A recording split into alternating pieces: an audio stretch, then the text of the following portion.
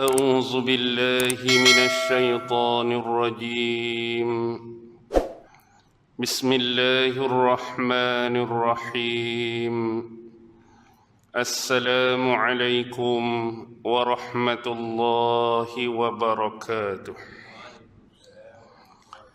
الحمد لله الحمد لله الحمد لله الحمد لله رب العالمين وبه نستعين على أمور الدنيا والدين والصلاة والسلام على أشرف الأنبياء والمرسلين وعلى آله وصحبه أجمعين قال رب اشرح لي صدري ويسر لي أمري واحلل عقدة من لساني يفقه قولي اللهم يسر ولا تعسر اللهم صل على سيدنا محمد وعلى آله وصحبه وسلم ولا حول ولا قوة إلا بالله العلي العظيم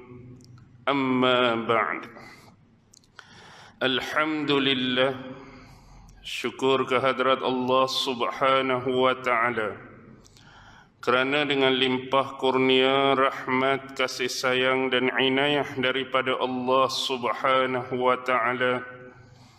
Alhamdulillah, malam ini sekali lagi kita sama-sama dapat dipertemukan oleh Allah. Dan mudah-mudahan pertemuan pada malam ini senantiasa beroleh rahmah dan barakah dari sisinya insya-Allah.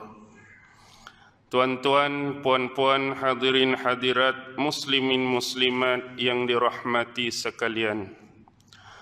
Marilah sama-sama kita membaca, menghayati, merenung dan mentadabbur sepotong ayat yang difirmankan oleh Allah subhanahu wa ta'ala di dalam surah Saba, yaitu surah yang ke-34 di dalam Al-Quran, merujuk ayat yang ke-10, yang mana Allah subhanahu wa ta'ala berfirman, A'udzu billahi minasyaitanir rajim.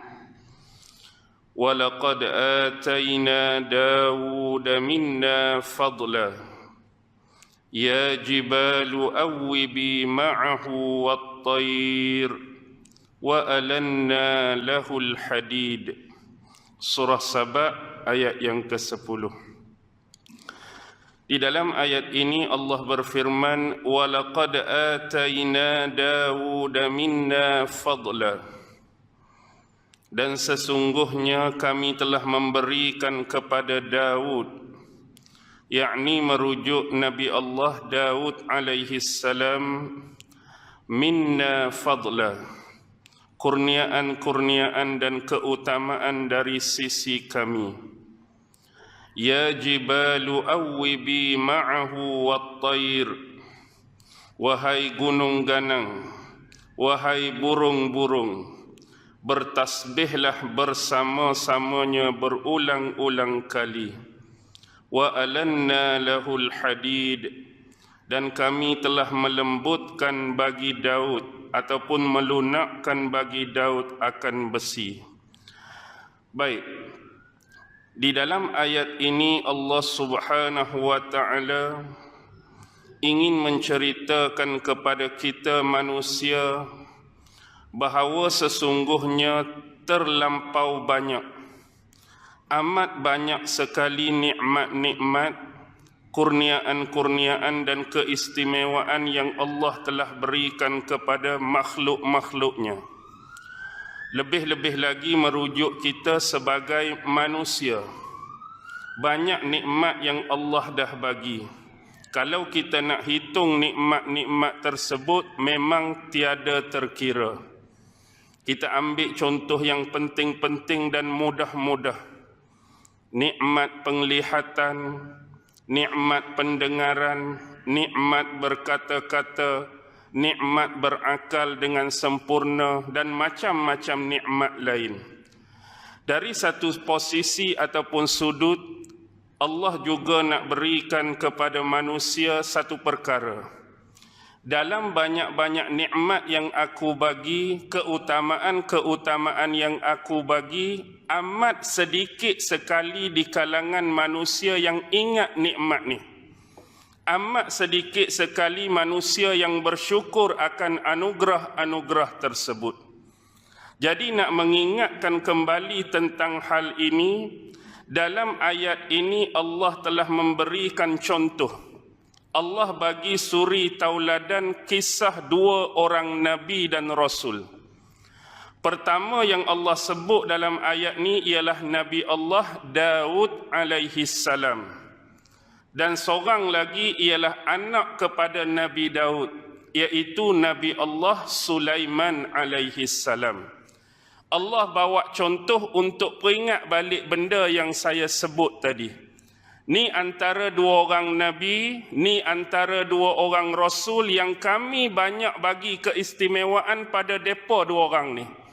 Banyak keutamaan yang kami bagi dan mereka ni bersyukur dengan nikmat-nikmat tersebut. Jadi ambillah contoh, ambillah suri dan tauladan daripada perbuatan mereka berdua, menerima nikmat daripada Allah dan kemudian bersyukur nikmat tersebut. Dalam ayat ni Allah menyebutkan walaqad ataina Daud minna fadla. Dan sesungguhnya kami telah berikan kepada Daud kurniaan ataupun keutamaan dari sisi kami. Dalam banyak-banyak keutamaan, keistimewaan, apakah yang Allah telah berikan kepada Nabi Daud? Di dalam tafsir Al-Quranul Azim, karangan Imam Abul Fida Ibnu Katsir. Dalam tafsir tersebut ada menceritakan beberapa kelebihan-kelebihan dan keutamaan yang Allah telah bagi kepada Nabi Daud. Tetapi sebelum kita cerita keistimewaan dan keutamaan tersebut, sekurang-kurangnya secara sepintas lalu kita ambil tahu, kita ambil informasi siapakah Nabi Allah Daud alaihi salam. Baik, Nabi Allah Daud ni ialah seorang Nabi yang Allah kurniakan kepada Bani Israel untuk memimpin Bani Israel, untuk menyeru Bani Israel kepada jalan kebenaran, iaitu jalan bertauhid kepada Allah Subhanahu wa taala.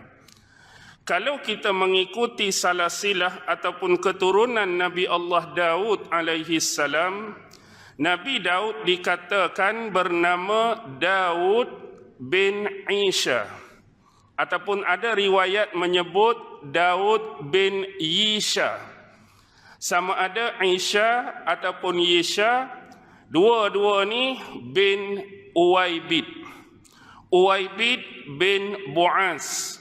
Bu'as bin Salmun, Salmun bin Hashun, Hashun bin Aminadab, Aminadab bin Aram, Aram bin Hashrun, Hashrun bin Farish, Farish bin Yahuza. Bila salasilah keturunan Nabi Allah Daud ini sampai pada Yahuza, dan kita mengetahui bahawa Yahuza ini adalah salah seorang daripada 12 anak-anak Nabi Allah Yaqub alaihi salam. Anak Nabi Allah Yaqub ada 12 orang. Dan Yahuza ini adalah anak yang keempat daripada 6 orang anak Nabi Yaqub dari istrinya yang pertama, iaitu Layyah. Raubin, Syam'un, Lewi, Yahuza, Izakar, Zabulun. Jadi otomatik Yahuza ni anak kepada Yaqub. Yaqub otomatik anak kepada Nabi Allah Ishak, dan Ishak otomatik anak kepada Nabi Allah Ibrahim alaihi salam. Jadi salasilah keturunan Nabi Daud dari keturunan Yahuza, otomatik juga Nabi Sulaiman dari keturunan Yahuza. Dia berbeza dengan Nabi Allah Musa dan Nabi Allah Harun sebelum ini. Nabi Allah Musa dan Harun lahir daripada anak ketiga tu, Lewi. Masih lagi keturunan Nabi Allah Yaqub, jaluran yang sama cuma melalui anak yang berbeza. Jadi itu sedikit salasilah berkenaan dengan Nabi Allah Daud alaihi salam.